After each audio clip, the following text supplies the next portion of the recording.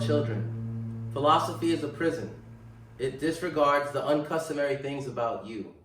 The result of individual thought is accruable only to itself. There is a dreadful need in man to teach. It destroys a pure instinct to learn. The navigator learns from the stars. The stars teach nothing. The sun opens the mind and sheds light on the flowers. The eyes shame the pages of any book. Gesture destroys concept. Involvement mortifies vanity. You are the despised of the earth. That is, as if you were water in the desert. To be adored on this planet is to be a symbol of success. And you must not succeed on any terms, because life is endless. And you are as nameless as a flower. You are the child of Venus, and her natural affection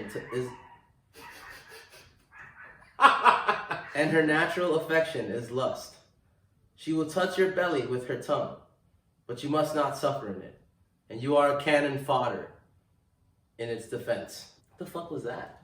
Ow, ow, ow! Welcome to Horror Movies with Friends. I am your host, Andy Green, aka Wolfmandy Screame, and this is day 3, or it was, but now it's day 17 of Horror Movies with Friends of 31. We're doing 31 movies, 31 different friends, 31 different drink pairings, and we got a very special guest, movie, drink, and first, the most important thing, the real-life human being here, my friend Fed Jimenez, editor, artist, college alum, fellow college, Ithaca College alum, and also a friend of Chris's, and that's, you know, again, why I am doing this. Chris would have really enjoyed this movie. Yeah. I think the three of us would have enjoyed watching it together, along with other friends watching it as a whole. This movie would be great to play in an auditorium, actually, on a Thursday night in between classes, to be quite honest. Ooh, yeah. That'll get people thinking, but yeah. Yeah, it is a thinking movie. And what movie did we watch, Fed? We watched Ganja and Hess,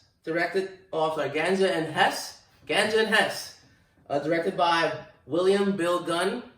And it was my first introduction to Bill Gunn.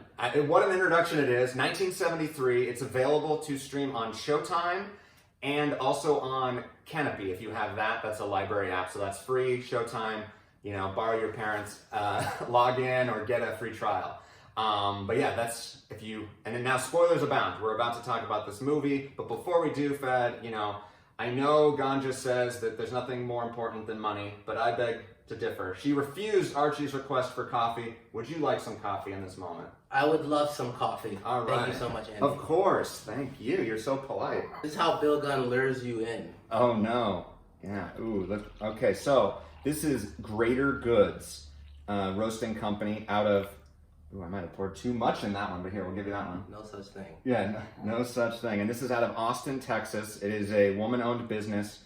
It has been in the running for Roaster of the Year. I think it even won last year. Ooh, did I pour perfectly? Yeah. Ooh, I think I might have gotten a little bit more, Fed. Sorry. Nice. Yeah. And this is a Kenyan coffee, a Nyeri Mahiga. And let's make good is their slogan. And this, if you buy this coffee, it actually helps Austin Pets Alive, a cool foundation. And yeah, let's dig in. Just cheers to the cinema of Bill Gunn. Bill Gunn. To Ganja and Hess. Hess. Sorry.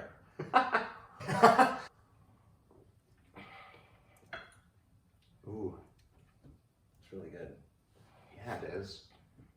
I get it's very buttery. Yeah, it's smooth. Do you get any stone fruit? The viewers know I love stone fruit. Plums. Never really had plums. Really? Never had plums? Oh man, I should have had some plums here for us. Never had plum juice. If I never had something, I just add juice to it. I haven't had plum juice either. Well, yeah, like plum juice, prune juice. That's like that's an intense thing. Yeah, just got into beets and beets juice. You just got into beets. Yeah, so I got a long ways to go. Beets you're going alphabetically. No, yeah, alphabetically. Yeah, there you go. The Kenyan collective that made this, like the farmers, they actually own all means of production and distribution. So this is obviously a sustainable, fair trade coffee, and yeah, it's fucking delicious. You drink a lot of coffee? Yeah. No.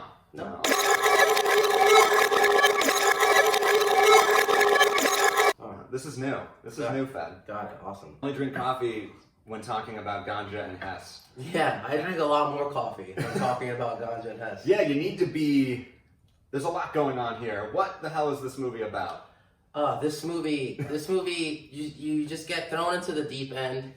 It is a horror, it's a very experimental horror and vampire film, made with the intent initially of entering the blaxploitation era with a bang.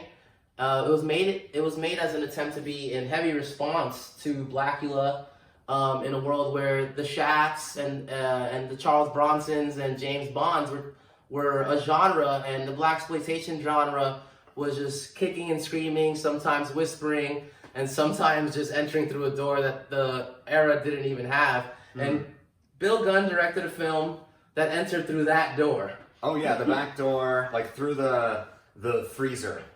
Yeah. Or like where he's storing his own body. Through the upstairs attic. Yeah, exactly. It's a pretty interesting take on just of the vampire culture, on vampirism, in which our main character, our protagonist, Dr. Hess, is a very prolific, very rich, superb 1% class, established in that realm.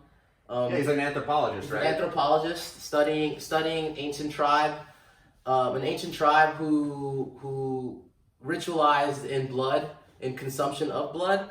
Yeah, they needed it. Yeah, and while researching this, he has a new assistant, an assistant change. Yeah. And what happened to the old assistant, do you think? I don't know, and I don't remember, and I don't think it was ever mentioned. It doesn't matter. Yeah. Yeah, I think when I first watched it, I thought he had killed the assistant, but no, this is because the movie begins with like a preface saying he's been stabbed 3 times for the Father, the Son, and the Holy Ghost. Yeah. But we get to see that too, so it's sort of just telling us what we're about to see. Anyway, sorry. They tell us exactly what we're gonna see, and we're still not ready. I didn't excuse it or dismiss it. No. I just was thrown into something else right after. Yeah. And so Dr. Hess gets his new assistant, and night one in getting his new assistant, George Meta, played by Bill Gunn, the creator of this film. The assistant basically just goes on several diatribes, and the initial one involved his relationship with food and being part of that class that eats very well. And I wasn't really tracking what he was saying. He tells them that you can't say cut in Holland, because if you do, you're going to get in a lot of trouble. So anyway, we get the scene on, we go back to the end of the scene, and the guy yells, cut! You visibly see Hess not realizing either something's wrong or he can't coexist with this person. Yeah, well, and I think even, like Hess, Dr. Green is pretty disinterested throughout the movie when people are talking at him. And Dr. Hess. And he's just sort of like, I feel like he even rubs his face at some point during like one of Meta's like speeches about the story on set. But like, yeah, that food thing, he kept saying like, oh man, it's been a long time since I had a meal like this. It's been a long time since so it's clearly showing the class distinction.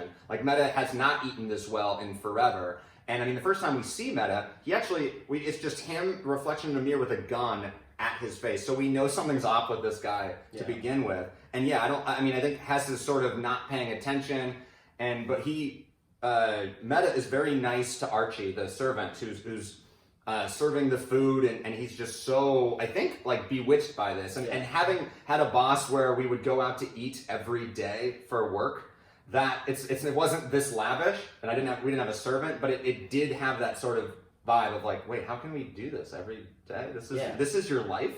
Yeah. And that was, but then we cut to him in a tree, and that's like a really dark turn that this movie goes. Look, will you do me a favor? Don't try to impress me, all right? All right. Okay. Is there anything I can do? Yes, there's something you can do. Don't bullshit me. He's fucking crazy. He's in denial. Yeah, Hess he's is. in denial. I think he's crazy for having him on board still. I think he should just fire him because, like, it's an intense first day of work when Yeah. when your assistant is now just hanging from a tree. Yeah. And when Hess was actually more worried about, he wasn't worried about Meta. He didn't give a shit about Meta. He was worried that I'm the only, he's the only black person in this neighborhood. If he dies, they're gonna come to him. And so it's more about worrying about the optics of like what this will look like. And this is, and Hess is, curated this perfect life for himself. And especially in the 70s, this is very rare for a black man, right? And so Meta's really just a fucking obstacle in that he's not even really a person, I think. Yeah, he's an obstacle in his overall just day. Yeah. And so he's sort of, I think he tries to sort of like, he tries to diffuse it, I think. Like, here's your drink. Like, he cleans off the ants and just like, let's go. Like, he does sort of like a tough love receptive to it instead of like taking him down. And I guess it kind of works, but it doesn't really work. Absolutely not. It absolutely does not work. Because our boy goes to sleep, and then what does Meta do? Meta decides to stab him.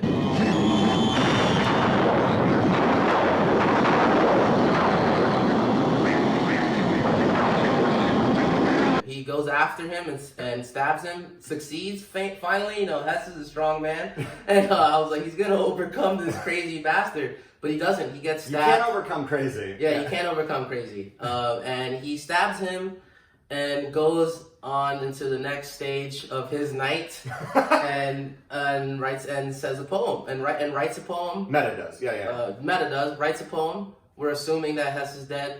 And recites the poem. The navigator learns from the stars. The stars teach nothing. A letter, and this letter is so well written. It's definitely Bill Gunn's like on a podium soapbox, sort of like. Yeah. It felt like a James Baldwin piece. It felt like this is definitely civil rights. It's the 70s, but civil rights movement, and I know Bill Gunn was heavily involved in it. He's an activist. Yeah. Like almost before. He's like that in filmmaking is the same to him, I would say. Yeah. Right? I would agree, yeah. Yeah. Yeah, he's really it's kind of like a recap. It was like an essay. It was an essay. It was it described everything he has seen till that moment. I felt it was it felt like a final assessment. It felt like a strong assessment on how the world sees you and versus what we're taught. I would think he's calling them distractions. Like we study the stars, but the stars mean nothing. Well, or it's like we're not actually the notion, and it's even in there of like us talking about this movie and trying to figure it out and trying to like unlock the secrets within is almost bullshit, or it's not even what Gunn would want. Yeah, it's more like we learn from the stars, but the stars aren't teaching us. It's just through observation that we learn. And like I think there's a line about how we shame the pages of a book with our eyes, meaning our perspective on art or books or someone's words is really only bastardizing it in some way. Or we are bringing our own biases on it. And everything I've said in this whole thing is colored in with where I'm from and what I know. And so I couldn't possibly sort of, it means something for every, different for every person. And there's a lot to pick from it. It's a lot to like think about in respect to the film, to the story itself. There's a lot to think about in respect to him being asked to make something that is restrained within horror. The horror, which is constrained in the trends of the times. Mm-hmm. And this poem makes you think about that as well. And of course, the story of the marginalized, the black man and the marginalized in like America, and that relation with art. Yes. And it was as artsy of a scene for what's about to happen. What's about to happen? It's an artsy scene for what's about to happen next, in which he proceeds to shoot himself after bathing and brushing his teeth in the bath. Yeah, he brushes in the bath. He uses the same bath water to brush his teeth. I guess it doesn't really matter when you're about to fucking blow a fucking bullet. Right, and that sort of shows, exactly. That shows like where he's at. That it all doesn't matter, but there's some sort of baptism in there, or there's something about like just he's in his own filth. Yes. Like when you're cleaning yourself in your own filth, it's I guess and also work, there's a little bit of judgment from me of like, when I watched this movie, I watched it with my partner, this was the most revolted she was this brushing your teeth with the bathwater you're in, rather than, sucking blood off the linoleum. That's fine. It's more like this spitting in the tub, and it's just like shows how far gone he is, but also is there something sort of, this word has a lot of connotations to it, but almost savage, like in terms of the fact that he doesn't actually care anymore, or he's sort of going back to, he could be in he could be in the woods, right? Yeah. But he's in this immaculate mansion.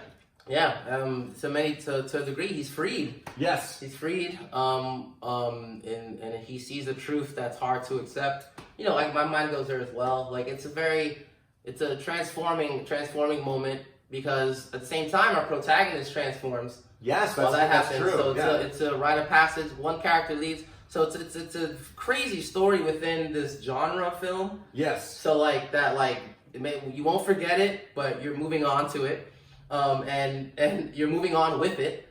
Right. So it's like after this poem and the suicide. Yeah, we're transcended into of Hess, being a vampire now, and technically. And it's such a small thing. All we get is that we just cut to him and he's sitting up on the bed and he just checks his chest, which is where he was stabbed. There's nothing there. Yeah. And then he goes and finds Meta on the ground, and then he just goes for the blood. And we hear, and whenever he gets the hunger, whenever he gets the thirst for blood, we hear the tribal music.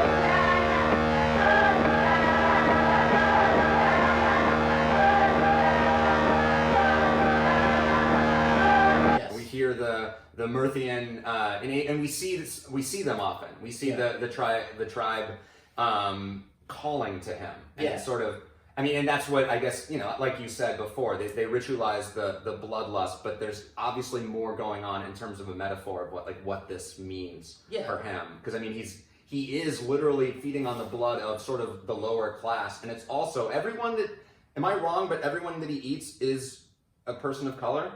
Or drinks from? I think so. There's a lot of bodies. Yeah. There's bodies, and I think it's people of color, but I don't remember. I just couldn't. I needed to go back. George Meta completely threw me off and reminding me that this I didn't have the brain power to realize that he was a vampire when he was sucking that blood. So it's like reading a book, and I went back and I was like, "What's happened at the beginning of this book? Oh yeah, this is about addiction." Yes. So I'm like, that's like the first line of the movie. Yeah. I work for Dr. Hess Green, and he's an addict.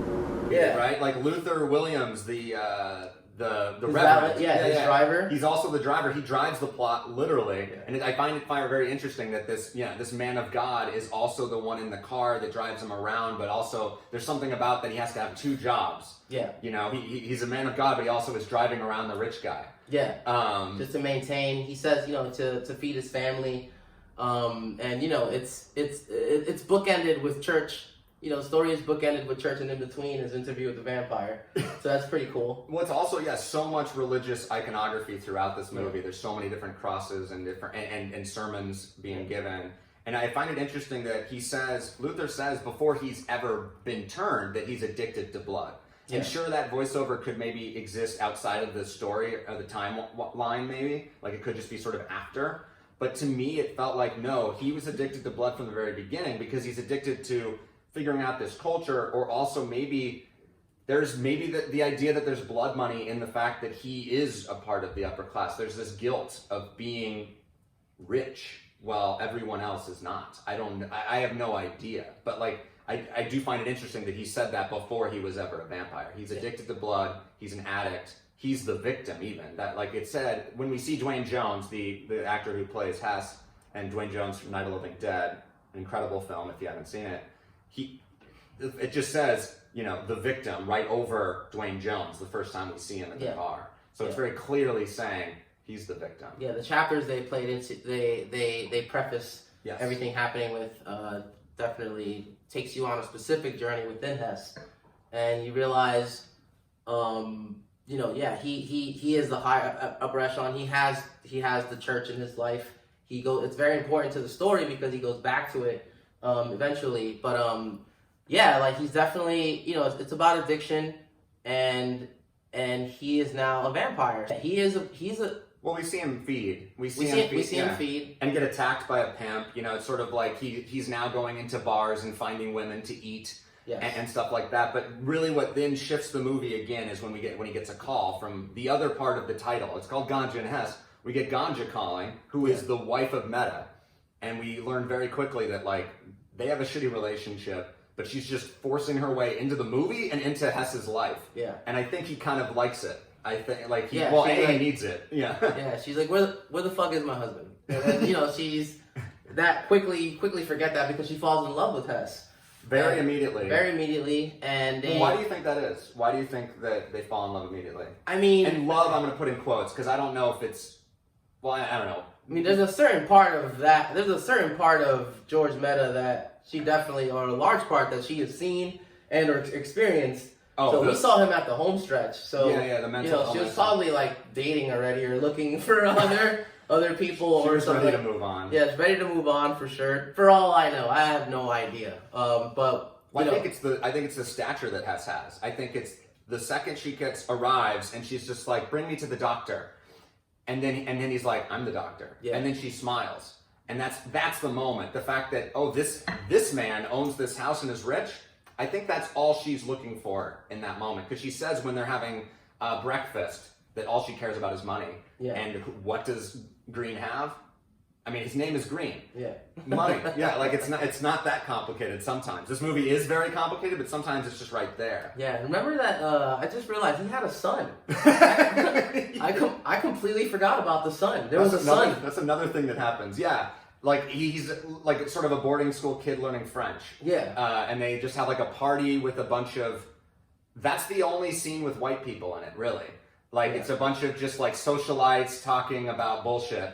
Yeah. And there's that guy named Jack that we see in his dreams with the silver mask, the white dude, who's like, we see him at some point when they enter in like what seems like an office or something. I don't remember that part. Yeah. There's a lot of sort of dreamlike imagery happening. I'm like, were there white people in this movie? I don't know. There were. Forget them. They're not important. They're the problem. But like, yeah, their scene is very short, and it's just like, are you learning French? They talk in French. They don't subtitle it, so I don't know French. I don't know what they're talking about, but it seems very basic. And then he takes out a Swiss Army knife in front of his dad, and I was thinking about that. Like, I completely forgot about that shit. It's because I just scrubbed through it this morning, and I was just like, what does that mean? Is it sort of like like the knife, you have to have a weapon, or a Swiss Army knife, you have to be all these different things to survive as a black man? Is it sort of like he's sending him to boarding school, teaching him French, teaching him all these different things to rise above? I have no idea. I don't know. I kind of focused on the knife, and it took me to Hess getting stabbed. Mm-hmm. Again, I forgot the scene. So him having the knife, I'm like, is he gonna stab someone or get stabbed by some kind of something else? I mean, he's getting what's the word I'm looking for when military people get sent? Like, he's just sending him off to a world that the movie does not take place in. Or is visiting this world. Maybe that's why there's white people only in this scene. Yeah, it is. It's like a whole nother world, really. Yeah. Like, I think even the lighting is different. It's brighter. He also didn't look like him at all, or something to that extent. Yeah, so it's true. Think of, like, who's the mother? That's never asked. Who the fuck is Dr. George Ness?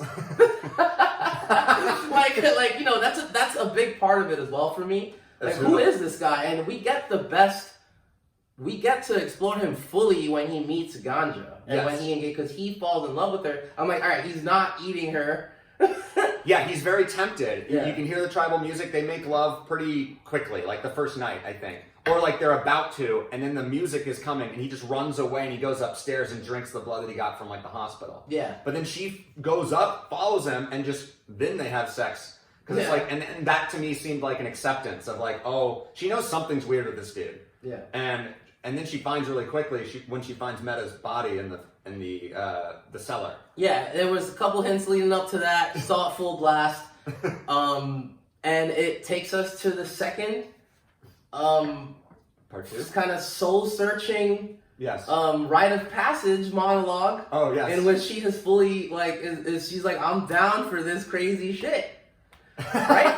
Because after she sees the body is when we're on her for like 5 minutes, and she says her speech about her upbringing. Her relationship with her mother was a big part of it, and that does take us to the next part. Yes. But in looking and just trying to put the structure of Billy Gunn's film. I love when you call him Billy. You know, those monologues are like on podiums.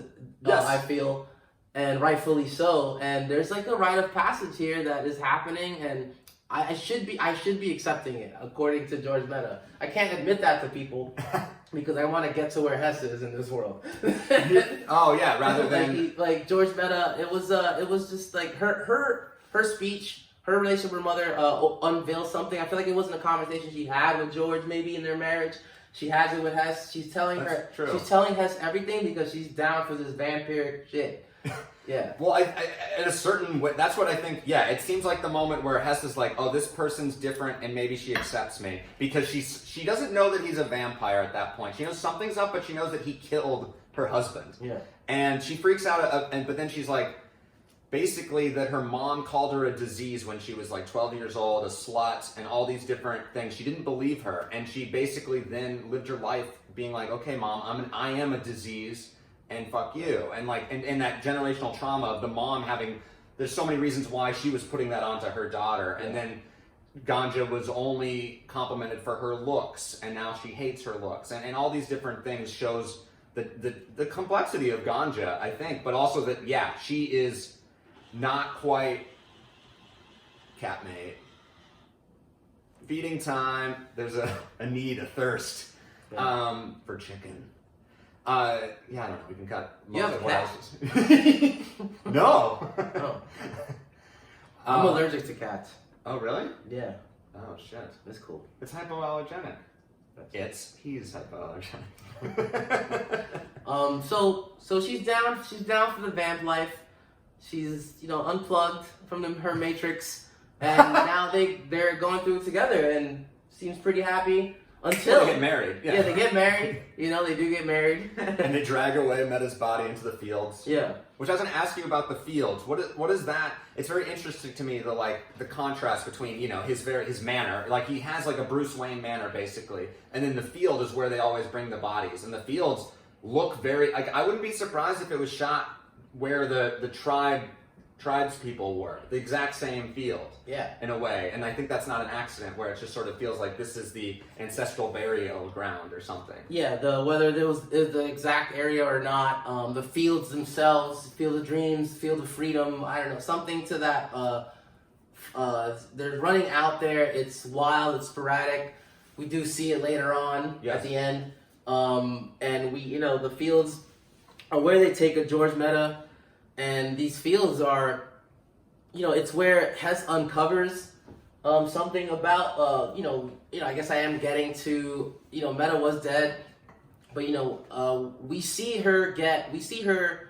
them take on another victim, and I'm talking about the young man. Yeah. Sort of like shortly after they get married, they basically she just gets a prize, a feast. Yeah. And sex, it's a really long sex scene with glittery butts and a lot of blood. I definitely didn't forget about that one. I was like, whoa, holy shit. And Hess is down with this? I think he knows, like, this is her first time, basically, in terms of, like, eating. I think he, like, wanted to give her a good meal, This is the meal. This is the equivalent of Mehta getting that first meal that first day, right? Yeah. And he didn't like what he didn't like what he saw. Like, yes, he didn't like what he saw in Ganja, or he didn't like what he saw in the situation. But there's a moment where Hess starts, wanting to renounce this lifestyle. Yes. Did I jump too far? I mean, there's the guy's not dead. They drag him out to the fields of freedom, and the guy's not dead. And something in that scares him. Although he drags her away from it, and rather than whether it finishes him off, I guess, or tend to him. I don't know what she wants in that moment, but like maybe in that moment he knows that that's his replacement, and like he's already like the cycle of life. Yeah, well, he's already just like maybe the idea of falling like I don't even know if he's really in love with Ganja so much as just like he was very lonely, and now has someone who can take on this life for him, and he can now kill, like, he doesn't want to do this life anymore, maybe. And it's sort of like, oh, let this person survive, so then you have someone, and sort of the cycle continues. Yes, perhaps, yes. I don't know exactly. No, definitely saw that. I saw that there. I also saw him, you know, trying to return to that original. He was already addicted before we met Ganja to something. Yes. Because, you know, through the church, he's trying to find salvation. So there's something that happened. He thought he found his salvation when he was individually killing all these people. There was like he was hiding it. Like, it's not something he felt free of doing. He was doing this with glasses on, you know, blowing up garbage cans and shit, and like stealing blood, and like it was like he was feeding on it, and you know, so you must think it's not. Again, Billy Gunn got me to think about what was happening aside from vampire shit. Right, it's like, not really about vampires. He stripped that off, so I'm like, what is happening? And Hess here is fighting something within himself while doing this. His addiction's heightened, because he had addictions before, because things happened before he got stabbed in the chest. Right. Well, his addiction was to, I guess, this old culture, this old knowledge, or being... I mean, and sort of, I mean, collecting, right? Yeah. And collecting trinkets, but to make money off it in a way. In a way, it's like, it seems like if that's his job, that he somehow made money off of studying the Murthic culture, right? Mm-hmm. And that, you know, seems exploitive. But I know there's commentary in there that I am not smart enough to like get at, but it's all there is in there. I made him such a genius, like Bruce Wayne Unlimited. Yeah, that was just one of the one things. Yes, we caught him there. Our story starts while he's studying. I don't know if his entire education or his entire work, his curriculum vitae, is that the word? Curriculum vitae consists of Murthian culture exclusively. But, you know, there is exploit there. I can definitely see exploit there. With him being a black man, maybe not, but maybe that's, you know, we're both right, or neither of us are. Probably neither. Probably neither. Yeah. But also, I think it is sort of like getting lost in it, or like he's sort of haunted by the past. When he gets stabbed by the dagger, he is now remembering or becoming that Murthic, this people, and the, you know, the African that is, like, in a way had been forgotten because now he was just sort of the American in a way. And so this was, I don't know. You know, the white man, me, trying to figure it out, it's like, I am destined to fail here. But that's, I gotta make mistakes, right? Yeah, so like, him wanting to, him seeing another human become a vampire due to his own doing, I think maybe made him want to try to get back to his original goal of being human and or salvation. The cycle, maybe. Yeah, and like he couldn't see another do it. It's very, very untouched territory there, which I think Bill Gunn is amazing. Bill Gunn's gonna make me see this and other stuff, other work that's more mainstream, way faster, more subconsciously, because he put the subconscious in the forefront. With this one, so you know, so Hess is not down with this life anymore, and now it's the journey back, the road back.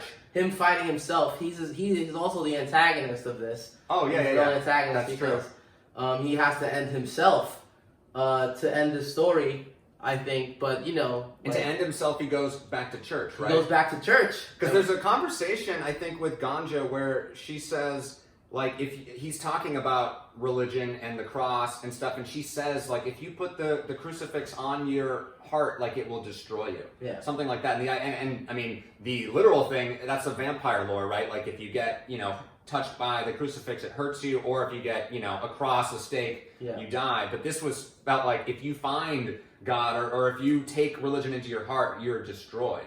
Maybe. I don't know. Like, there's something there. But then he goes into it, and he feels like he's happy to have done this, right? Yeah. And is it because he found God or found salvation, or is this just a dream? Because we sort of see this fever dream as Luther Williams sort of, what is even the term of what he's doing? It's sort of like postulating over him, and it's not a baptism because there's no water, but it's just like, I don't know. I was being saved. It's what it feels like. Yeah, I don't know. I was just really happy to see Luther Williams again. Our guy. This dude, I was like, thank you. It's like going like, so finally he went to the store or something. Get out, like Billy Gunn just took. I was like, I've been in a world of Murthian craziness for about an hour and a half. Ganja's crazy was his own horror. George Maida's insanity was his own horror. You know, how they made sense was its own like truth realization to me, just like how George kind of made sense in making the film and his character bowing out, and how Ganja made sense in accepting her past, accepting her choices. Yes. Was like, that's not good and evil. That's like beyond that. Right. So I was glad to go back to good. That's why people go to church on Sunday. So Hess decides to go to church. And we're recording this on Sunday. Yeah, so, it is a Sunday. This is our church. Yeah. So what Hess does to him is it an exorcism? Is it a reverse exorcism? Maybe. I have to rely on the Matrix, the Matrix-esque imprisoned things we call genres to try to figure out the whole movie. You do have a cat. What's up, buddy? Yeah, join us. This is Blondie. This is Blondie. You want some coffee? You're like, nah, I don't want some coffee. Oh, he's got chicken breath. So Luther does his exorcism. Ganja, it's hard to remember stuff because you know there's just Murthy and shit in the middle. But he burns himself. Does Hess burn himself, or he seems to. I mean, he definitely kills himself, and it's sort of full circle with Meta. And I don't know if he burns himself, but I feel like we just sort of see. Well, like, we see that church scene, and then he wakes up, and he's sort of in the dark, and then the cross is hanging over him, and Ganja's just looking at him, and he's just sort of, seems like he's resigned to death in that moment. And I think it almost feels like choosing God or choosing Christianity in this moment is a death in some way. Yeah. Because that is not the tribal religion, that is not the Murthian culture, it's certainly the, I mean, it's not American. It's far older than that, but it's the kind of the colonist, right? Yeah. George Meta chose death. Yes. Yeah. And so I think the religion is the shortcut to death for him, or it's how he can die and end this cycle. And there's no judgment there. I don't think it's not. Maybe I sound like it, but it's more like this is the only way for him to not be killing more people or continue the cycle. And then we cut to. The victim, running naked from the pool and then basically straight toward Ganja, and she's watching from the window and she smiles. Yeah, life will go on. You know, I feel like George Meta entered something we think we're living when he killed himself. We call it life. He entered that. Ganja stays in her death, stays as a vampire in our life. You know, basically Vampire 2.0 is confirmed. And like, you know, the next, like, we're already at like Super Saiyan versions of the vampire equivalents in this film. Dragon Ball, you know. Yeah, we got it. We got it. All right, cool. Dragon Ball Z, I didn't think we would get to on this. Yeah, and like it was I think it was a very good film. It was a very good film. You know, reading up on it, you want to make sure you're watching the right version. Oh yeah. As it was cut for its during its distribution phases, as the producers were not given the film that was written to them by Billy Gunn. It wasn't the first time. It's kind of why he just couldn't work with studios for too long, even though he did write screenplays, plays, and did work, but never broke out as writer and director for the big studio films. So these producers took a chance because they wanted something to compete with Blackula. And they got something. Yeah. They totally got something. And I adore Bill Gunn for what he gave them and that it exists. And yeah, don't see the cut version. Don't let the producers win. But yeah, I don't like. There's a lot in this movie, and I think we're sort of scraping at the surface, trying to understand. And I think that's maybe not even what Billy Gunn wants us to do, but I think just watching it, listening to it, and enjoying coffee with friends. I think we're one step closer to something, Fed. I don't know what it is. Well, it makes me feel very human to accept that we are watching it to not understand. Yes. He definitely wanted us to understand something. Multiple things about the human condition. Yes. And it's the type of stuff that makes us think in our established worlds, our established life, our unestablished experiences in life, such as addiction, such as religion, such as spiritual finding. Yes. He points at that for me.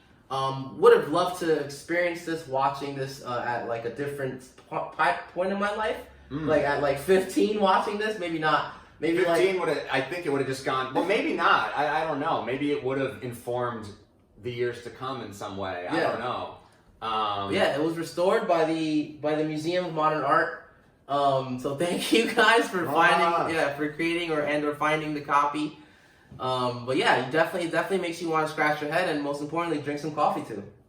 Well, Fed, thank you so much. There's a line in Bill Gunn's, poem, like suicide note, in a way that is involvement mortifies vanity, and to me, that's what this project is, right? Like, I could be vain and worried about what I'm saying in this episode because I don't know if I said anything cogent or intelligent. But what's more important is trying to just sort of come together to have these conversations, to connect over coffee with friends. And like, this is the first time we've hung out in 10 years. And I don't even know if we really hung out in college either. It was just sort of like we were ships bumping through different parties, right? And we had our own troubles and our own things. Wearing Columbia jackets. I probably stole someone's on accident because they took mine. I remember that party. So like, and this project was just to get in, and I wanted to get involved because I feel like I have been afraid to, and we just can't do that anymore. And I've been doing this in conjunction with a fundraiser for the Trevor Project, a nonprofit organization dedicated to helping LGBTQ plus youth with crisis intervention and suicide prevention, and doing it in honor of our friend Chris. And it's his birthday month, and it just means a lot to me that you're here listening to us, having fun, watching. Like, this movie deserves to be watched and carefully watched and rewatched. And I know, maybe Fed will watch this again in 10 years and see what new things we get from it. Yeah, absolutely. Yeah. It's going to be on my mind when watching something within that's in the same genre, That's or like true. the something within the 7 genres that it represents. Yeah, that's true. And if you want to get ready, we're going to be watching Spike Lee's like quasi remake, The Sweet Blood of Jesus, soon. That's coming soon. I believe that's also on Showtime. So if you want to get some early homework done, but in the meantime, I will see you at the next phase of the moon. Tomorrow's episode is a Werewolves Unite double feature, The Howling and An American Werewolf in London, both 1981 films. American Werewolf in London is on Amazon. The Howling is on Movie Sphere, which you can get through Amazon Prime. I did a 7-day free trial. I'm going to cancel the hell out of that shit. You should do the same. And then, watch those and howl with me next time with my friend Dylan Ezzy. That's the homework. And now it's time to say goodbye. Let's howl at the moon for the friends we miss, the friends we wish were here to see this. Ow, ow, ow!